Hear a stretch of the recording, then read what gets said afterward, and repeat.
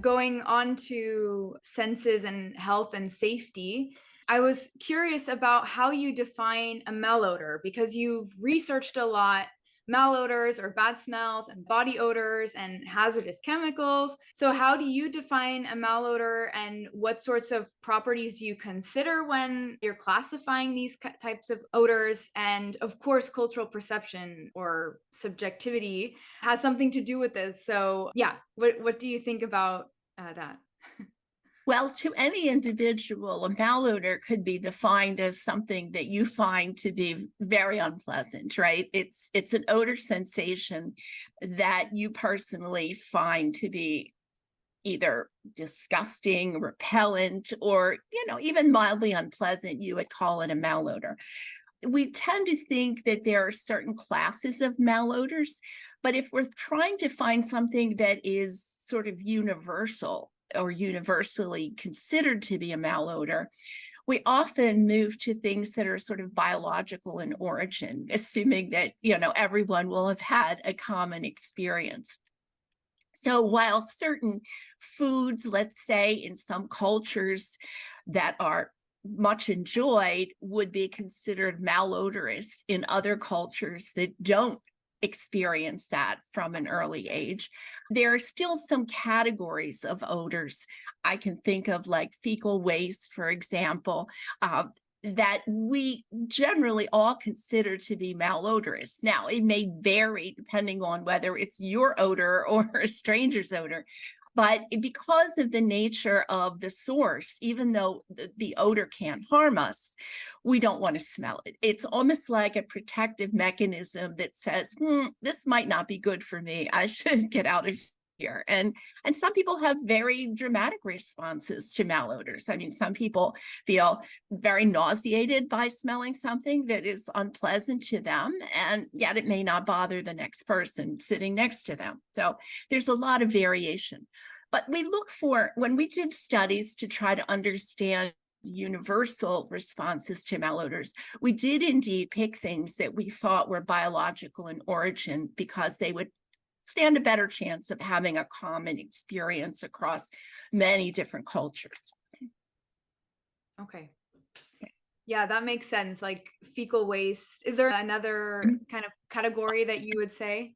Yeah, we looked at vomit odor, for example. Yeah, we also looked at rotting garbage, the smells of organic decomposition. Things that are carbon-based and have sulfur in them are generally considered more malodorous than, let's say, a floral odor or a baking odor. So those were the ones that we started with, assuming that everyone would have had at least a couple of negative experiences in response to an odor like that. Yes. Yeah, and of course, it's also about what you presented with because cheese can smell very bad if you don't see the source of the cheese. But if you have the source of the cheese, then you're like, oh, it's cheese. Great. So when you do studies, do you pair these with some sort of other input, like other than the smell, or do you only have the smell present for the people?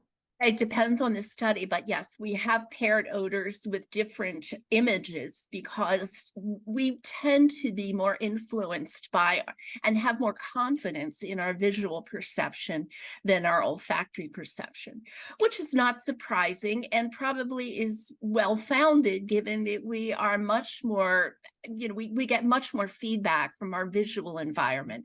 We don't usually walk through the world identifying odors and having someone tell us, yep, right, wrong, close, but not quite right. So we don't have a lot of confidence without seeing the source of an odor as to what it is.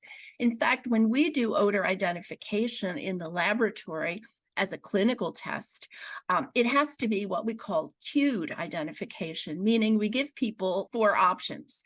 We don't just say, what is this odor? We say, which of these 4 options does this odor smell the most like? Because if you don't do that, performance is abysmal. But if you give people 4 options, they're much better if they have a good sense of smell to be able to get it correct. So you present a smell and then you present 4 options of, say, images, and then that person decides which image it is most compatible with, you could say. Absolutely. That's the way almost all odor identification tests are done, because if you don't give people any alternatives, you have a very low accuracy rate. So when you pair an odor with an image, you are essentially providing the whole context around how an individual should interpret that odor and how they should feel about it. So as you mentioned, there are many chemical odors that exist in many different sources in the world, right? You talked about cheese. Well, there's a chemical in cheese. It's called butyric acid. It's a short chain fatty acid. It has an unpleasant smell, but particularly unpleasant when we think of the source of it as being human sweat or body odors, for example. And yet, that same odor, when it's an aged cheese, is thought as very appetitive. And so by pairing that odor with different images or potentially different sources, you can have the same person have radically different experiences, pleasant or unpleasant, depending on the way they conceptualize what the source of that odor is. Yeah, and I think they will tell you, right? Right? Yes, yes, yes.